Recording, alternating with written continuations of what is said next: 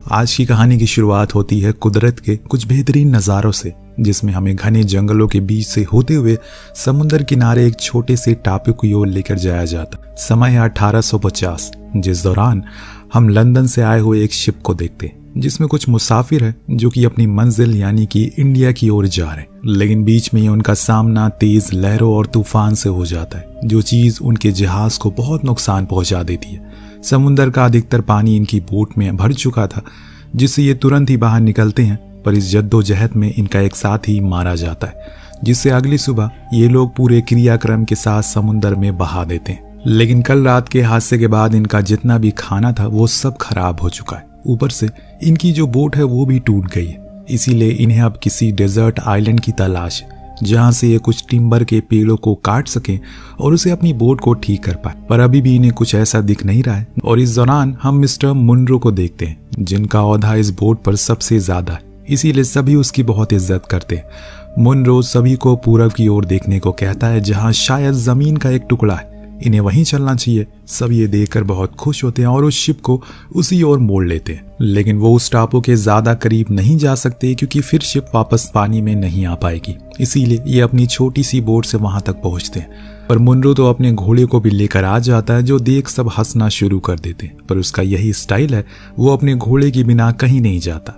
दोनों ही उस आइलैंड की खूबसूरती को निहारते हैं, जिस दौरान मुनरो को झाड़ियों के बीच एक लड़की दिखती है, जो ये संदेश देता है कि यहाँ पर मानव जाति का भी प्रवास है। दरअसल ये लड़की किपास नाम के कबीले की सदस्य है, जिनका यहाँ पर सालों से रहना है। वो जब मुनरो के घोड़े को देखती है तो उसे काफी प्रभावित होती है। लेकिन इतने में वहां पर उसके और भी साथी आते हैं, जो मुनरो को देखकर समझते हैं कि वो एक लुटेरा है, इसीलिए वो उस पर आक्रोश जताते हैं। पर तभी वहां पर उसके और भी साथी आ गए, जिसमें से एक को इन कबीले वालों की भाषा आती है। वो उसे समझाता है कि हम यहाँ पर बस लकड़ी और कुछ खाना लेने आए, हमारी शिप खराब हो गई है, आप लोग घबराइए मत, हम किसी को कोई नुकसान नहीं पहुंचाएंगे। जो सुन वो लोग वापस चले गए और मुनरो भी अपने साथियों के साथ किनारे पर आ गया। उसका साथी उसे समझाता है कि ये किपास कबीले के लोग हैं, ये बहुत ही एग्रेसिव होते हैं, लेकिन अगर हमने कुछ भी इन्हें चोट नहीं पहुंचाई तो ये कुछ नहीं कहेंगे। अब मुनरो अपने टाइम पास करने के लिए स्केचेस बनाने लगता है। तभी उसे कुछ शोर की आवाज आती है। जब वो इस चीज को देखता है तो वहां पर कुछ कबीले वाले आपस में ही लड़ाई कर रहे थे, उस लड़की को मारने पर तुले हुए थे, जिसको मुनरो शुरुआत में मिला था। वो फौरन ही वहां जाकर उसकी मदद करता है, लेकिन तभी वहां सरदार आता है और इनसे कहता है कि तुम लोगों ने मेरे बेटे को काफी कुछ सिखाया, लेकिन ये लड़ाई हमारे अपने लोगों की है और इसीलिए तुम इसमें दखल अंदाजी ना करो तो बेहतर होगा। पर मुनरो को पता था कि वो लोग उस लड़की को, उसके भाई को मारने वाले। वो उन्हें ऐसा करने से मना करता है। तब सरदार उसे कोई सौदा करने को कहता है। ऐसे बेफजूल में वो किसी की भी जान नहीं बख्शता। तब मुनरो अपने घोड़े के बदले उस लड़की की जान का सौदा करता है, जबकि वो घोड़े उसे सबसे प्यारे थे। पर उसके भाई को वो लोग उसके सामने ही मार देते हैं। इसे आपको अंदाजा हो गया होगा कि मुनरो एक अच्छा इंसान है। अब वो उस लड़की को, जिसका नाम सूली था, उसे लेकर अपने जहाज पर आ जाता है, जो अब ठीक हो चुकी है। इसीलिए सभी वहां से निकल जाते हैं और अपने पड़ाव इपवर्थ के नाम के आइलैंड पर पहुंचते हैं, जहां इन्हें थोड़ा रुक कर आगे का सफर पर निकलना है। रात में मुनरो सीलू को अपना बिस्तर देता है सोने को और खुद जमीन पर सोता है। लेकिन सीलू बहुत ही ज्यादा डरी हुई है, क्योंकि वो अपने घर से दूर पहली बार जा रही है। न जाने उसके साथ क्या होगा, क्या सलूक करेंगे ये लोग। महीने भर के सफर के बाद ये लोग एक टापू पर रुकते हैं, जहां मुनरो बताता है इसके भाई को उन लोगों ने मार दिया, इसे भी मारना चाहते हैं, पर मैंने इसे अपनी केयर में ले लिया। ये कहकर वो अपने कमरे की ओर चला जाता है। लेकिन पूरी रात सीलू रोती रहती है, न जाने कौन सा गम है जो उसे इतना सता रहा है। तो वो सही हाथों में भी है, यही बात मुनरो बार बार पूछता है, लेकिन वो जब से आई है कुछ भी बोल नहीं रही है। उसके सो जाने के बाद मुनरो उसके घाव को देखता है, जिस पर मरहम पट्टी करता है। अब यहाँ वो उस टापू पर रह रहे एक व्यापारी परिवार के साथ डिनर पर चला जाता है। जब उसकी सुबह आंख खुलती है तो वो देखता है सीलू बेहोश पड़ी है। वो फौरन एक लेडी, जिसका नाम एंजल था, उसे बुलाता और उसे पूरी बात बताता है, जो सुन वो उसका इलाज करना शुरू करती है। मुनरो को उसकी फिक्र थी कहीं उसे कुछ हो न जाए, पर उसे होश आ जाता है, जो देख वो काफी खुश था। अब एक सुबह वो शोर सुनता है, जिसको सभी लोग हथियार लेकर दौड़ रहे थे।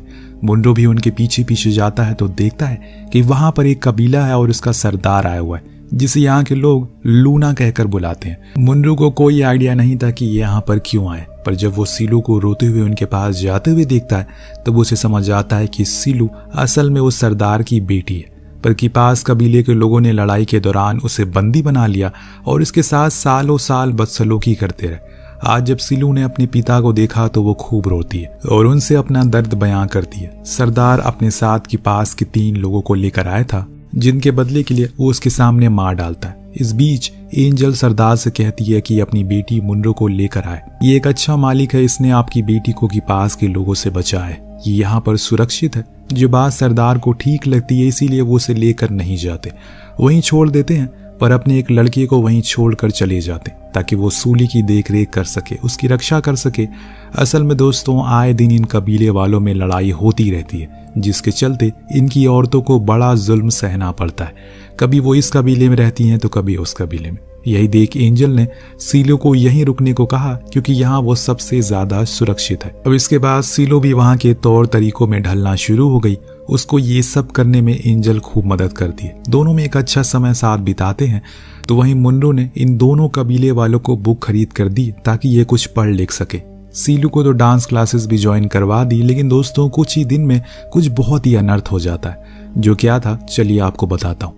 इससे पहले ये जान लीजिए, जो लड़का उस कबीले से आया है उसे एक लड़की बहुत ज्यादा पसंद करने लगी है। दोनों कभी कभार छुप छुप कर मिला करते हैं, लेकिन रात में टापू पर एक पार्टी हो रही थी तो सभी सीलू ने देखा कि किसी ने बहुत ही बुरी तरह से उसके साथी को मारकर बाहर फेंक दिया। जो चीज वो मुनरू को भी दिखाती है, उस लड़के की हालत बहुत ही नाजुक थी, इसीलिए वो आकर अपने लोगों पर खूब चिल्लाता है क्योंकि उस लड़के की जिम्मेदारी उनके ऊपर है। पर उनका कहना था कि उन्होंने ऐसा कुछ भी नहीं किया, बल्कि सुबह होने पर इन्हें पता चलता है कि इनके एक और साथी पर किसी ने जानलेवा हमला किया। जो देख सभी घबरा गए और वो इसका जिम्मेदार उस लड़के को देने लगे क्योंकि जरूर ये सब के पास के लोगों का काम होगा। पर अब मुनरू उस लड़के की जान का और मजाक नहीं बना सकता। जब वो देखता है कि वो ठीक नहीं हो रहा है तो सीलो उसे बताती है कि मुझे एक जगह पता है जहां पर इसका इलाज हो सकता है। वहां तक पहुंचना हर किसी की बस की बात नहीं है क्योंकि ये रास्ता बहुत ही ज्यादा घुमावदार और लंबा है, पर उसकी जान बचाने के लिए मुनरू तैयार था। सुबह उस लड़के की माशूका उसे मिलने आती है और मुनरू को अपना घोड़ा सौंप देती है ताकि वो उस लड़के को ले जा सके। मुनरू एक कार्ड बनाता और फिर सीलो और एंजल के साथ वहां से निकल जाता। हालांकि उसके इस फैसले से वहां के लोग काफी नाराज थे, लेकिन वो किसी की भी नहीं सुनता और निकल पड़ता है। सीलो अपने तजुर्बे से उन्हें आगे का रास्ते के बारे में बता रही थी, जिसको फॉलो करते हुए ये लोग धीरे धीरे आगे बढ़ रहे। रात ये उसी जंगल में काटते हैं जिस दौरान मुनरू सीलू का स्केच बनाता है, पर उसे दिखाता नहीं है। लेकिन उसके सो जाने के बाद सीलू उस स्केच को देख लेती है जिससे उसे खुशी होती है। अब ये लोग लाख कोशिश करते हैं कि किसी भी तरह करके जल्दी से उस जगह पहुंच सके, लेकिन अफसोस कि वो लड़का वहां पहुंचने से पहले मारा जाता है। इसीलिए सीलू उसके ले जाकर अपने कबीले वालों के पास जाती है जो उसकी लाश को देखकर बहुत रोते हैं। तो मुनरू उन सभी से माफी मांगता और बताता है कि इसके साथ क्या क्या हुआ। किसी को नहीं पता, न जाने किसने उस रात इन लोगों पर हमला कर दिया। हमने बहुत कोशिश करी पर इसे बचा नहीं सके। वहां का सरदार मुनरू को कुछ कहता नहीं है, पर उसके अंदर एक आक्रोश था। अगले दिन मुनरू वहां के लोगों के स्केच बनाता है जिसमें उस कबीले का सबसे इज्जतदार आदमी का भी स्केच था जिसका नाम ओलावा था। उधर एंजल वहां की कुछ जड़ी बूटियों को तोड़ने में मगन थी ताकि वो इसे अपने साथ ले जा सके। इतने में वहां पर मुनरू आ जाता है जो देखता है कि वहां के लोग लकड़ी की मदद से कुछ बनाने की कोशिश में लगे हुए। वहीं कबीले का सबसे इज्जतदार आदमी मुनरू की वो स्केच बुक को देख लेता है, उसके अंदर बनी हुई सीलो की तस्वीर भी।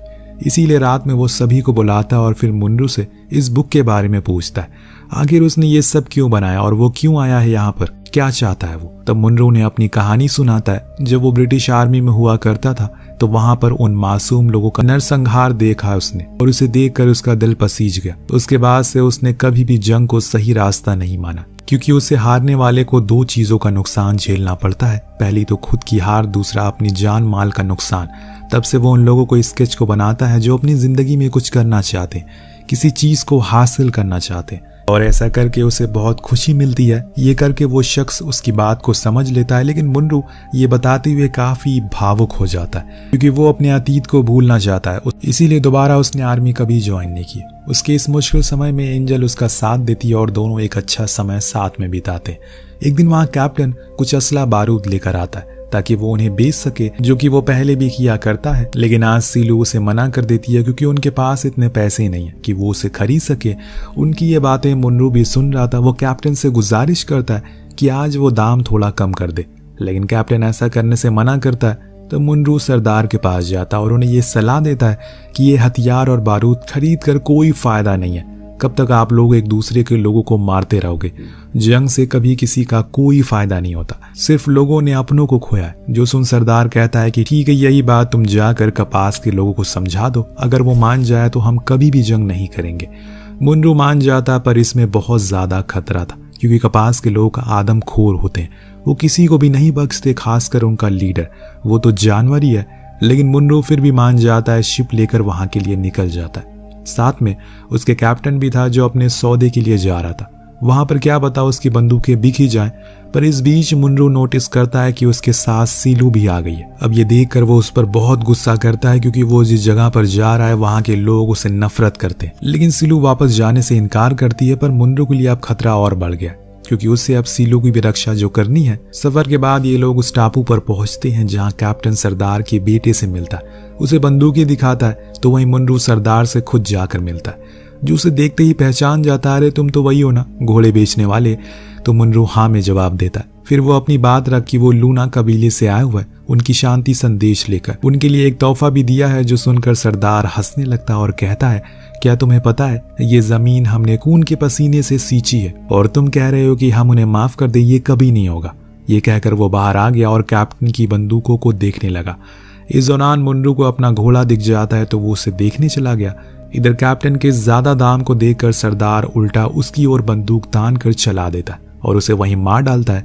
इसके बाद उसके जितने भी लोग थे उन सभी को मार दिया जाता है। जब मुनरू शोर की आवाज सुनता है तो वहां घोड़ा लेकर भागने लगता है, लेकिन तभी एक आदमी उस पर हमला करता है। पर सही मौके पर सीलू उसे शूट करके मार डालती है, जिसके बाद दोनों ही वहां से भाग गए। लेकिन रात में वो मुनरू को बताती है कि अब जंग होने वाली है। कपास के लोग अब ये जान गए हैं कि हम शांति चाहते हैं तो वो हमसे लड़ने के लिए जरूर आएंगे, क्योंकि यही सदियों से चलता हुआ आ रहा है। जो सुन मुनरू भी सोच में पड़ जाता है कि ऐसा कैसे हो सकता है। खैर सुबह जैसे ही सीलू अपने पिता के पास पहुंचती है, उन्हें सब कुछ बता देती है। जो सुन वो अपने लोगों को जंग के लिए तैयार होने के लिए कहते हैं। तब मुनरू और एंजल भी उनका साथ देने को राजी हो जाते हैं। जंग का आरंभ होता है। दोनों ही कबीले के लोग आपस में भिड़ जाते हैं, पर मुनरू के आइडियाज के कारण ये लोग 2 कदम आगे रहते। इन्होंने वहां पर पहले तो स्मोक छोड़ दिया, जिससे कि कपास वाले कुछ देर उन्हें दिखाई नहीं देता। इसका फायदा उठाकर ये उन पर खूब गोलियां चलाते हैं और उनके आधे से ज्यादा लोगों को मार गिराते हैं। पर इसमें एंजल को गोली लग जाती है, जिसके कारण उसकी वहीं मौत हो गई। पर इस चीज से मुनरू बहुत ही ज्यादा गुस्से में आ जाता है। वो भी अब बाहर निकलता है, सभी को मारना शुरू करता है और अंत में इस जंग में जीत लूना कबीले को हासिल होती है, यानी कि सीलो के पिता की, जो कि अपने दुश्मन कबीले के सरदार के गले को उसके ही हथियार से काट कर फेंक देते। फिर जो उनका बेटा होता है उससे शादी खुद की बेटी सीलू से करवा देते, क्योंकि वो दोनों शुरू से एक दूसरे को चाहते थे और ये बात सीलू के पिता को भी पता थी। पर इस मतभेद के कारण वो कभी भी इन दोनों को एक नहीं कर सके। लेकिन अब शायद बदलाव हो जाएगा, जो चीजें हमें 4 साल बाद देखने को मिलती भी है। दरअसल ये कहानी है 1850 की, जब दुनिया की मोस्टली सभी कंट्रीज और जमीनें ब्रिटिश एम्पायर के राज में थी। इसीलिए 2 जनरल इन लोगों से मिलने के लिए आते हैं, क्योंकि अब बहुत कुछ बदल गया है। जंग जैसा कुछ भी नहीं है। इनका पहनावा, इनकी बोलचाल, सब कुछ बदल चुका है और अब ये लोग अपने भविष्य के बारे में सोच रहे हैं। सबसे अहम चीज है कि अब इस कबीले के सरदार सीलू का हस्बैंड है और सरदारनी सीलू है। दोनों मिलकर इस प्रजा को संभाल रहे हैं और इसमें इनका साथ दे रहा है मुनरू, जो जनरल से कहता है कि आज से ये रूट और ये पोर्ट उनके इलाके में आते हैं। इसीलिए वो चाहते हैं कि अब से जो कुछ भी यहाँ से जाएगा उस पर कस्टम और एक्सपोर्ट ड्यूटी लगेगा। उन्हें उसका रेंट पे करना होगा। जो सुन जनरल गुस्से में आ जाता है, पर उन्हें यह मानना ही पड़ता है। असल में ये सब मुनरू की उसकी वजह से मुकम्मल हुआ था। अगर उस दिन वो अपने घोड़े को सौदे में ना देता तो शायद आज सीलू ना होती और ना ही ये जंग होती और सब कुछ हमेशा ऐसे ही चलता रहता। लेकिन आज बदलाव आया, जिसके कारण इस कहानी का यहीं पर अंत होता है। तो आपको कहानी कैसी लगी हमें कमेंट करके जरूर बताएगा। मिलते हैं अगले वीडियो में। Thank you so much watching. Peace out.